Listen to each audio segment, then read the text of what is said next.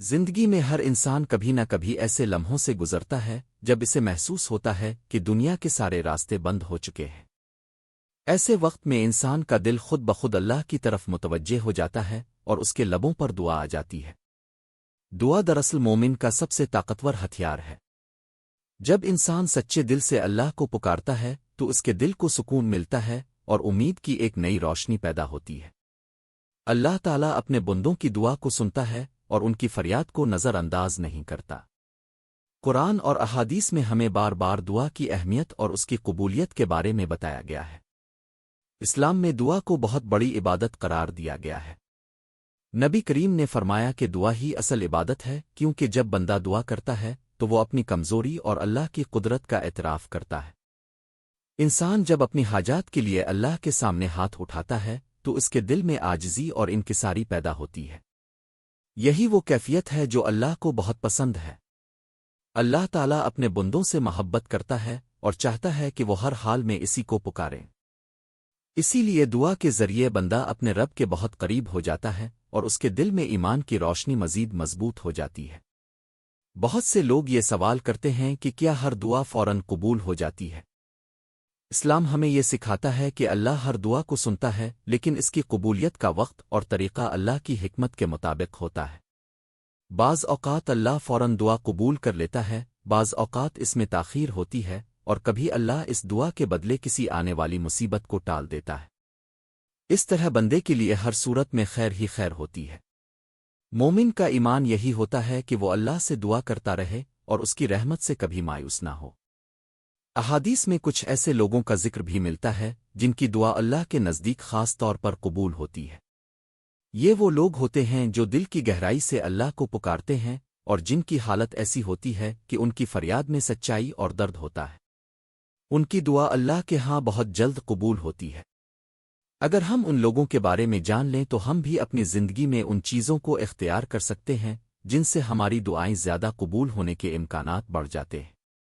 یہی علم انسان کو اللہ کے قریب کرتا ہے اور اس کے دل میں امید پیدا کرتا ہے۔ سب سے پہلے اس شخص کا ذکر کیا جاتا ہے جو مظلوم ہو۔ مظلوم وہ ہوتا ہے جس پر ظلم کیا گیا ہو اور جو کسی کی ناانصافی کا شکار ہو۔ جب ایک مظلوم انسان دل سے اللہ کو پکارتا ہے تو اس کی آواز آسمانوں تک پہنچتی ہے۔ اللہ تعالیٰ مظلوم کی فریاد کو بہت جلد سنتا ہے، کیونکہ اللہ خود بھی ظلم کو ناپسند کرتا ہے۔ یہی وجہ ہے کہ اسلام میں ظلم کو بہت بڑا گناہ قرار دیا گیا ہے۔ جو شخص دوسروں پر ظلم کرتا ہے وہ دراصل اللہ کے غضب کو دعوت دیتا ہے، اور مظلوم کی دعا اس کے لیے بہت بڑی آزمائش بن سکتی ہے۔ مظلوم کی دعا کے بارے میں نبی کریم نے فرمایا کہ مظلوم کی دعا اور اللہ کے درمیان کوئی پردہ نہیں ہوتا۔ اس کا مطلب یہ ہے کہ جب ایک مظلوم دل کی گہرائی سے دعا کرتا ہے تو وہ سیدھی اللہ تک پہنچتی ہے۔ یہی وجہ ہے کہ ہمیں ہمیشہ کوشش کرنی چاہیے کہ کسی کے ساتھ ناانصافی نہ کریں۔ دنیا میں بہت سے لوگ طاقت اختیار کی وجہ سے دوسروں پر ظلم کرتے ہیں، لیکن وہ یہ بھول جاتے ہیں کہ مظلوم کی ایک آہ بھی اللہ کے ہاں بہت قیمتی ہوتی ہے۔ اس لیے ایک مومن کو ہمیشہ انصاف اور نرمی کا راستہ اختیار کرنا چاہیے۔ دوسرا وہ شخص ہے جو سفر میں ہوتا ہے۔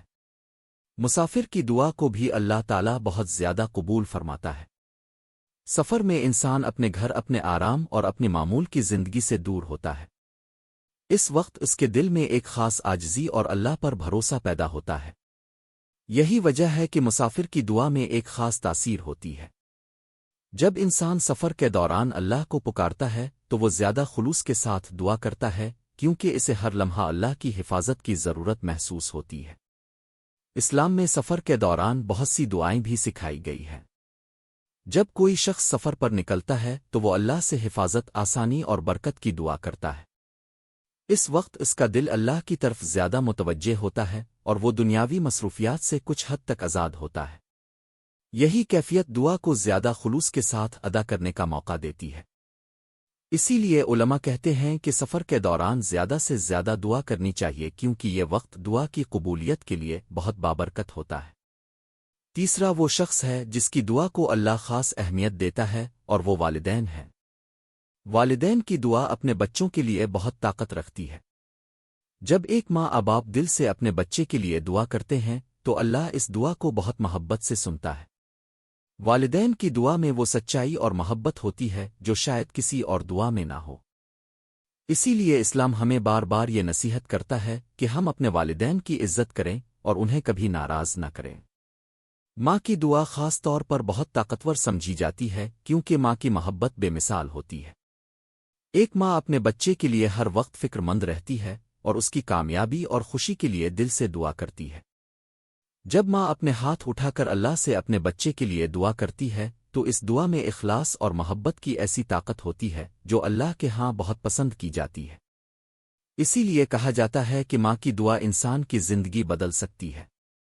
والد کی دعا بھی بہت اہم ہوتی ہے۔ باپ اپنے بچوں کے لیے محنت کرتا ہے، ان کی پرورش کرتا ہے اور ان کے مستقبل کے لیے دعا کرتا ہے۔ جب ایک باپ اپنے بچوں کے لیے دل سے دعا کرتا ہے تو اللہ اس دعا کو بھی بہت قدر کی نگاہ سے دیکھتا ہے۔ یہی وجہ ہے کہ ہمیں ہمیشہ اپنے والدین کی خدمت کرنی چاہیے۔ ان کی خوشی میں ہماری کامیابی چھپی ہوتی ہے اور ان کی دعا ہماری زندگی کو آسان بنا سکتی ہے۔ اسلام ہمیں یہ بھی سکھاتا ہے کہ والدین کی ناراضی سے بچنا چاہیے۔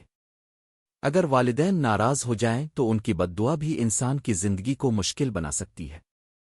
اس لیے ایک مومن کو ہمیشہ اپنے والدین کے ساتھ نرمی اور محبت سے پیش آنا چاہیے۔ ان کی خدمت کرنا اور ان کا احترام کرنا دراصل اللہ کو راضی کرنے کا ایک بڑا ذریعہ ہے۔ جب والدین خوش ہوتے ہیں تو ان کے دل سے نکلنے والی دعا انسان کے لیے دنیا اور آخرت دونوں میں فائدہ مند ثابت ہوتی ہے۔ دعا کی قبولیت کے لیے خلوص بھی بہت ضروری ہے۔ اگر انسان صرف زبان سے دعا کرے لیکن دل میں یقین نہ ہو تو اس دعا میں وہ تاثیر پیدا نہیں ہوتی۔ اللہ تعالیٰ دلوں کے حال کو جانتا ہے۔ جب بندہ سچے دل سے دعا کرتا ہے اور پورا یقین رکھتا ہے کہ اللہ اس کی دعا سن رہا ہے تو اس کی دعا میں ایک خاص طاقت پیدا ہو جاتی ہے۔ یہی یقین ایمان کی اصل روح ہے۔ اسی طرح صبر اور استقامت بھی دعا کی قبولیت میں اہم کردار ادا کرتے ہیں۔ بعض لوگ چند دن دعا کرنے کے بعد مایوس ہو جاتے ہیں اور سمجھتے ہیں کہ شاید ان کی دعا قبول نہیں ہو رہی۔ لیکن اسلام ہمیں یہ سکھاتا ہے کہ ہمیں صبر کے ساتھ دعا کرتے رہنا چاہیے۔ اللہ تعالیٰ اپنے بندوں کی آزمائش بھی کرتا ہے اور ان کے صبر کو دیکھتا ہے۔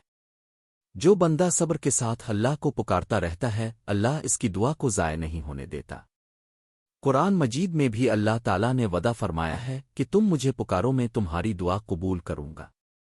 یہ آیت ہمیں امید اور حوصلہ دیتی ہے کہ اللہ کبھی اپنے بندوں کو مایوس نہیں کرتا۔ چاہے انسان کتنی ہی مشکلات میں کیوں نہ ہو، اگر وہ سچے دل سے اللہ کو پکارتا ہے تو اللہ اس کے لیے آسانیاں پیدا کر دیتا ہے۔ یہی ایمان انسان کو زندگی کی مشکلات کا مقابلہ کرنے کی طاقت دیتا ہے۔ ہمیں اپنی روزمرہ زندگی میں بھی دعا کو شامل کرنا چاہیے۔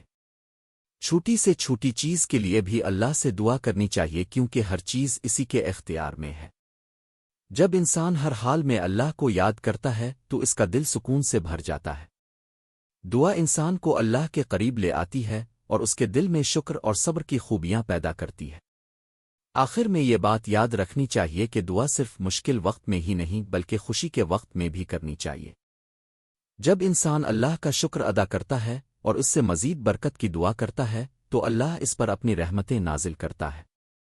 یہی وہ راستہ ہے جو انسان کو دنیا اور آخرت دونوں میں کامیاب بنا سکتا ہے۔ اگر ہم مظلوم کی آہ سے بچیں، سفر میں اللہ کو یاد رکھیں اور اپنے والدین کی خدمت کریں تو ہماری زندگی میں بھی دعا کی برکتیں ظاہر ہو سکتی ہیں۔ اگر آپ بھی چاہتے ہیں کہ اللہ آپ کی دعاؤں کو قبول کرے تو آج سے ہی اپنے دل کو صاف کریں، دوسروں کے ساتھ اچھا سلوک کریں اور ہر حال میں اللہ کو یاد رکھیں۔ جب بندہ اخلاص کے ساتھ اپنے رب کو پکارتا ہے تو اللہ اسے کبھی خالی ہاتھ واپس نہیں لوٹتا۔